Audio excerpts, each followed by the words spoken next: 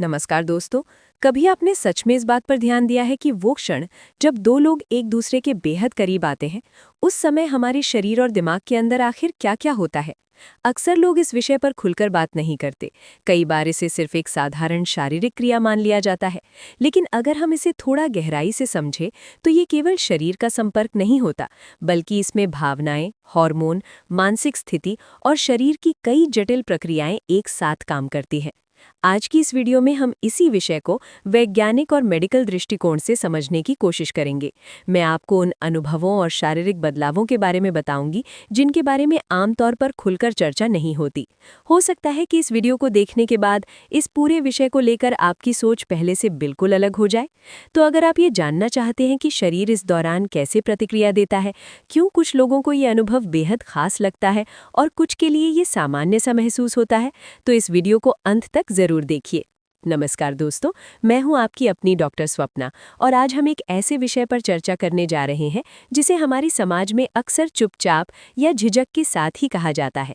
लेकिन एक medical professional के रूप में मेरा मानना है कि सही जानकारी होना बेहद जरूरी है, क्योंकि जानकारी ही वो चीज़ है जो हमें भ्रम और डर से बाहर निकालती है। जब दो लोगों के बीच शारीरिक संबंध बनता है, तो सबसे पहले शरीर में जो बदलाव महसूस होते हैं, उनमें तापमान और दबाव का एहसास शामिल होता है। महिला की शरीर के अंदरूनी हिस्से का तापमान सामान्य त्वचा के मुकाबले थोड़ा अधिक होता है। जब संपर्क की प्रक्रिया शुरू होती है, तो अक्सर पुरुषों को एक गर्म और मुलायम दबाव जैसा एहसास होता है। महिला की शरीर की संरचना इस तरह से बनी होती है कि अंदर की मांसपेशियां काफी लचीली और कोमल होती हैं। ये मांसपेशियां परिस्थिति के अनुसार फैल भी सकती हैं और फिर वापस अपनी स्थिति में आ जाती हैं। इसी वजह से जब संबंध बनता है, तो शरीर अपने आप उस स्थिति के अनुसार एडजस्ट करने लगता है। इस दौरान शरीर के अंदर कुछ खास हार्मोन भी सक्रिय हो जाते हैं, जैसे डोपामाइन और ऑक्सीटोसिन। इन हार्मोन को अक्सर फील गुड हार्मोन कहा जाता है, क्योंकि ये व्यक्ति को सुख, संतुष्टि और भावनात्मक जुड़ाव का एहसास कराते हैं। महिलाओं के अनुभव की बात करें तो ये थोड़ा अलग और कई बार अधिक जटिल हो सकता है। अगर महिला मानसिक रूप से आरामदायक महसूस कर रही है और उसका शरीर तैयार है, तो शरीर अपने आप प्रतिक्रिया देने लगता है। इस दौरान शरीर में प्राकृतिक नमी यानी लुब्रिकेशन बनने लगता है, जिससे घर्षण कम होता है और प्रक्रिया अधिक आरामदायक बन जाती है। लेकिन अगर शरीर पूरी तरह तैयार नहीं है या मन में घबराहट है, तो शुरुआत में हल्का दबाव, खिंचाव या असहजता भी महसूस हो सकती है। यही कारण है कि मेडिकल एक्सपर्ट्स हमेशा कहते हैं कि जल्दबाजी नहीं करनी चाहिए और शरीर को समय देना चाहिए। अब बात करते हैं गहराई और संरचना की। सामान्य तौर पर महिला के अंदरूनी मार्ग की लंबाई लगभग 3 से 5 इंच तक होती है, लेकिन जब शरीर उत्तेजित होता है तो ये थोड़ा फैल सकता है। इस दौरान अंदर की नसें और संवेदनशील हिस्से सक्रिय हो जाते हैं, जिससे अलग-अलग प्रकार की संवेदनाएं महसूस होती हैं। कुछ महिलाओं के लिए ये अनुभव सुखद होता है, जबकि कुछ के लिए शुरुआत में थोड़ा अजीब या असहज भी हो सकता है। ये पूरी तरह इस बात पर निर्भर करता है कि व्यक्ति मानसिक और शारीरिक रूप से कितना सहज है। पुरुषों के लिए इस दौरान अंदर के मांसपेशियों का हल्का संकुचन और फैलाव एक लयबद्ध एहसास पैदा करता है। यही लय धीरे धीरे उत्तेजना को बढ़ाती है और अंततः चरम सुख यानी ऑर्गेज़म तक ले जाती है। अब एक सवाल जो बहुत से लोगों के मन में आता है, क्या इस दौरान दर्द होता है? मेडिकल साइंस के अनुसार अगर सब कुछ सही तरीके से हो, पर्याप्त तैयारी हो और शरीर पूरी तरह रिलैक्स्ड हो, तो दर्द नहीं होना चाहिए। लेकिन अगर डर, तनाव या जल्दबाजी हो, तो शरीर की मांसपेशियां सिकुड़ सकती हैं, जिससे असहजता या दर्द महसूस हो सकता है।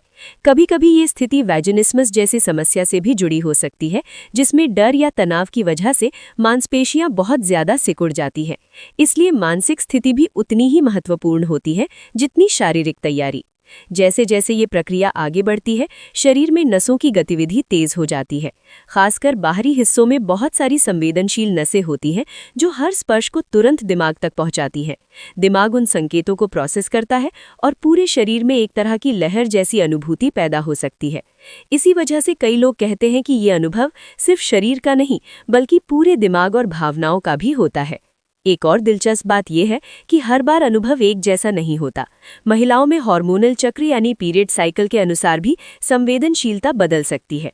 उदाहरण के लिए ओव्यूलेशन के समय शरीर में रक्त प्रवाह बढ़ जाता है, जिससे संवेदनशीलता भी ज्यादा महसूस हो सकती है। अक्सर लोग फिल्मों या इंटरनेट पर दिखाई जाने वाली चीजों को देखकर अपनी उम्मीदें बना लेते हैं, लेकिन असल जिंदगी उससे काफी अलग होती है। वास्तविक जीवन में ये अनुभव अधिक व्यक्तिगत, भावनात्मक और संवेदनशील होता है। इसमें केवल शरीर का संपर्क ही नहीं, बल्कि सांसों की गति, दिल की धड़कन, भावनात्मक जुड़ाव और विश्वास भी शामिल होता है। अंत में मैं यही कहना चाहूंगी कि शारीरिक संबंध केवल एक जैविक प्रक्रिया नहीं है, ये विश्वास, समझ और संवाद का भी हिस्सा है। अगर आप चाहते हैं कि ये अनुभव हमेशा अच्छा और सुरक्षित रहे, तो कुछ बातों का ध्यान रखना जरूरी है। सबसे पहले, जल्दबाजी ना करें। दूसरा, अपने शरीर और अपने पार्टनर के संकेतों को समझें। तीसरा, अगर कुछ असहज लगे तो खुलकर बात करें। अगर इस विषय को लेकर आपके मन में कोई सवाल है तो आप कमेंट में जरूर पूछ सकते हैं। अगर आपको ये जानकारी उपयोगी लगी हो तो वीडियो को लाइक करें, शेयर करें और ऐसे ही हेल्थ और लाइफस्टाइल से जुड़ी जानकारी के लिए चैनल को सब्सक्राइब जरूर करें। धन्यवाद। स्वस्थ रहें।